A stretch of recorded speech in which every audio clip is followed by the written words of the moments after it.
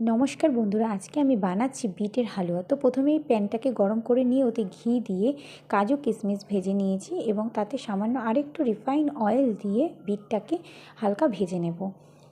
সামান্য একটু লবণ দেবো যাতে বিটটা ভালোভাবে সেদ্ধ হয়। একটু ভেজে নেওয়ার পরে এতে আমরা উষ্ণ গরম দুধ দিয়ে দেবো। উষ্ণ গরম দুধ দিয়ে এবং এটাকে ভালোভাবে সেদ্ধ হওয়ার জন্য আমরা ওয়েট করব, ঢাকনা দিয়ে এটাকে রাখবো যেন এটা সেদ্ধ হয়ে যায়। তো অনেকক্ষণ আমরা ঢাকনা দিয়ে রাখার পরে এবার আমরা ঢাকনাকে সরিয়ে বারবার দেখবো বিটটা সেদ্ধ হয়েছে না। সেদ্ধ হলে তোমরা বুঝতেই পারবে বিটের এই কালারটাই পুরো চেঞ্জ হয়ে যাবে। এরপর আমি এতে দেব সামান্য পরিমাণে চিনি, সামান্য বলতে 1 কাপ চিনি। চিনি দেওয়ার পরে তাতে আমি দিয়ে দেবো কাজু কিশমিশ, এছাড়া একটু গুঁড়ো দুধ দিয়ে দেবো, তাতে টেস্টটা একটু ভালো হয়। তো এভাবেই ফুটতে থাকলে কিছু সময় পর নামিয়ে দিয়ে আমাদের রেডি বিটের হালুয়া।